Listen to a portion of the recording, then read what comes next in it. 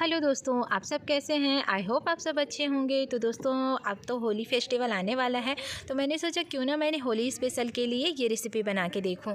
तो दोस्तों, हमने चकली ज़्यादातर खाया है बेसन का बना हुआ, तो मैंने सोचा कि क्यों ना मैं गेहूं के आटे से बिल्कुल कुरकुरी और क्रिस्पी चकली बना के देखूँ। तो दोस्तों, मैंने इसको बिना मोवन के और बिना सोडा के इसको बिल्कुल कुरकुरी बनाई हुई है, खाने से बिल्कुल क्रिस्पी लगता है। तो चलिए गेहूँ के आटे से बना ये चकली बनाते हैं। तो यहाँ पे मैंने गेहूँ कम क्वांटिटी में लिया है क्योंकि मैं इसको कम बना रही हूँ। तो यहाँ पे मैंने 1 कप के करीब गेहूँ का आटा और यहाँ पे मक्के का आटा ले ली हूँ। मक्के का आटा मेरे पास था तो मैंने सोचा दोनों को मिक्स करके बनाती हूँ। तो यहाँ पे मैंने एक प्लेट लिया है और एक रुमाल ले लिया है, बिल्कुल कॉटन का रुमाल, कपड़ा जो भी आपके पास आप ले सकते हैं। उसके बाद हम जो हमारे लिए हुए हैं ना गेहूँ का आटा और मकई के आटा, उसको एक पोटली बना लेंगे बिल्कुल इस तरह से। ठीक है, बिल्कुल इस तरह से पोटली बना लीजिए, अच्छे से उसको टाइटली बांध लीजिए ताकि हमारा जो आटा है ना बिल्कुल बाहर ना आए। तो इस तरह पोटली बांध के अच्छे से रख लीजिए, देखिए। उसके बाद एक कुकर लीजिएगा, कुकर में आधा गिलास या 1 गिलास के करीब पानी डाल दीजिएगा। उसके बाद आपके पास इस तरह सा रिंग है तो वो डालिए, नहीं है तो आप सिंपल सा एक कटोरी में हल्का सा पानी डाल के डालिए। उसके बाद एक प्लेट लीजिए, उसके ऊपर रख दीजिए, उसके बाद इसके ऊपर पोटली को डाल दीजिए, है ना, बिल्कुल आसान तरीका। तो इस तरह पोटली के डालने के बाद हम उसको रख लेंगे। और उसके बाद दोस्तों, आपको कुकर के ढक्कन को लगाना है, तो उसमें विसल्स को नहीं निकालना है, उसमें आपको रबड़ को निकालना है। ठीक है, उसके बाद आधा घंटे के लिए रख देंगे।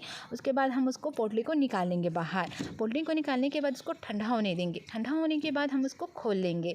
गरम गरम में क्या है ना, जलता है हाथ, तो उसको ठंडा कर लेंगे।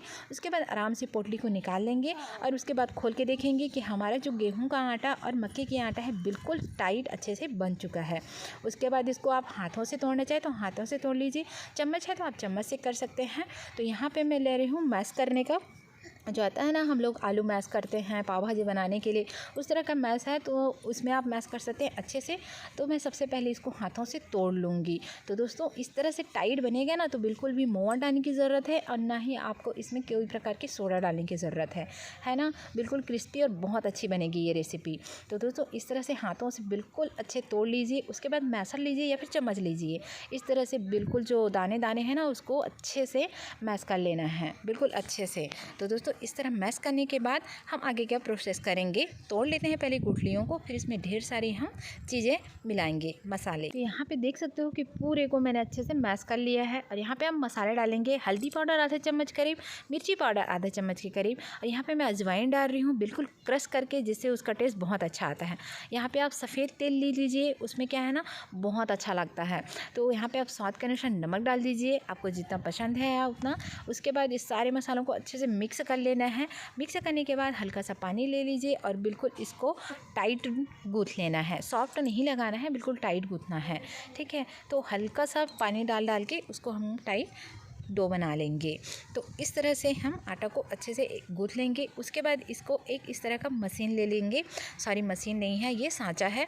तो इस तरह से चकली बनाने का सांचा आता है ना, उसमें आप बैटर को डालेंगे। तो हमने बिल्कुल अच्छे से फिट कर लिया है सांचे को। अब हम क्या करेंगे, हमारे जो बना हुआ है ना गेहूं के आटे का, उसको अब हम डाल लेंगे इसमें। तो हल्का सा आप पानी डालना चाहे पानी डाल दीजिए, नहीं तो ऑयल डाल लेंगे तो ऑयल डाल दीजिए। मैं यहाँ पे ऑयल को डाल दी हूँ ताकि ये न चिपके, तो यहाँ पे हल्का सा डाल दी हूँ। और उसके बाद इस तरह से लोई जैसे बना लें, उसके बाद इसको डाल दीजिए, बिल्कुल पूरा डालिए, इसको फुल कर देंगे। उसके बाद इसको बंद कर देंगे। उसके बाद आपको दिखाएंगे। तो इस तरह पूरा अच्छे से पैक कर लेंगे दबा दबा के, उसके बाद इसको लगा लेंगे। अब इसको अच्छे से लगा लेंगे, बंद कर लेंगे पूरे टाइट। और इस तरह से एक प्लेट लीजिए या पेपर ले सकते हैं, जो भी है, और उसमें हम इस तरह से इसको अब चकली का एक वो दे देंगे, शेप दे देंगे। तो जितना आकार चाहते हैं आप उस आकार में आप अपने मनपसंद आकार में चकली को बना सकते हैं। तो मैं इसको राउंड शेप में बना रही हूँ, गोल शेप में।